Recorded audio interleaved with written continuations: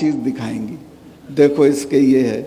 आजकल एक टीवी में ऐड आ रहा है, वो एक अफसर है, वो जा रहा है अपनी बीवी के साथ अपने एक मातहत के यहाँ, तो कहता मेरा जूनियर है, तो जाते ही कहती जूनियर है, घर तो देख कितना बढ़िया कर रखा है, मिसेस शर्मा की साड़ी तो देख कैसी है। तो ये दबाव आएंगे आप पे, ये दूर नहीं है। और आपको भी अच्छा लगेगा कि आप थोड़ा पैसा कमा लें, बढ़िया गाड़ी लें, बंगला बना दें। मैं ऐसे ऐसे लोगों को जानता हूँ जयपुर में कि जिनके गांव में फूस का घर नहीं था और उन्होंने क्या क्या बंगले बना रखे हैं, वो आपके समाज में भी आके इनाम बांट जाते हैं। आप कभी देखते ही नहीं कौन है, कौन आ रहा है, कौन नहीं, कौन जा रहा है।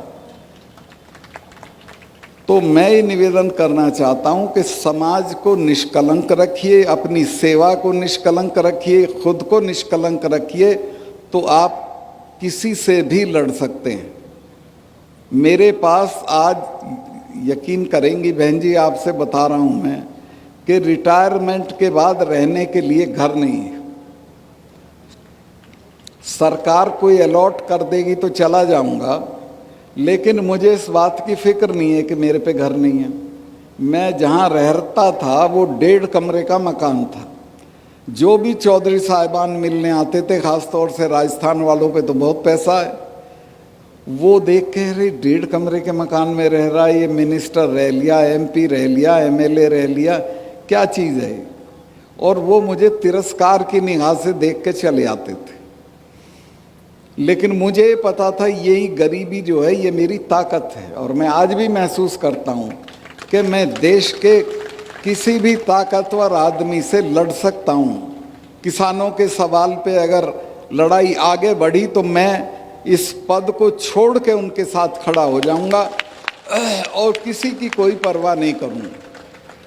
लेकिन ये तभी संभव है जब मेरी अलमारी में कोई गलत चीज़ न रखी।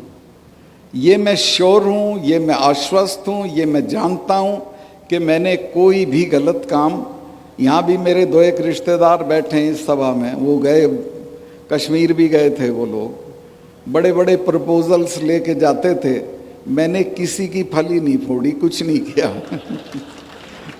और मैंने कहा कि जेल मुझे काटनी है कि आपको काटनी, ये अपना घर ले जाओ, सारी दुनिया पड़ी वहाँ कर लो, मैं कुछ नहीं करूँगा।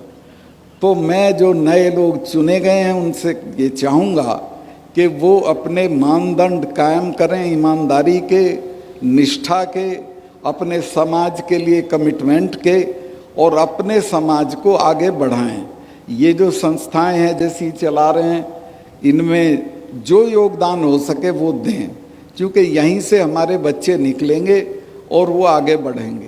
कि जो यहाँ ये जाट गौरव संस्थान वाले काम कर रहे हैं, इसी तरह के कामों से समाज बढ़ेगा, इसी तरह के कामों से समाज की तरक्की होगी।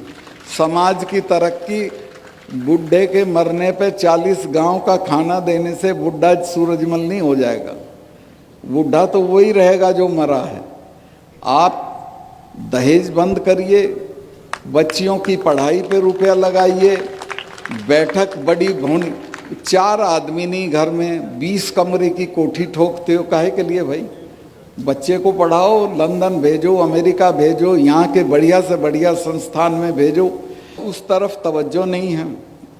एक बहन जी हमारी मदद कर सकती हैं, सुमित्रा जी।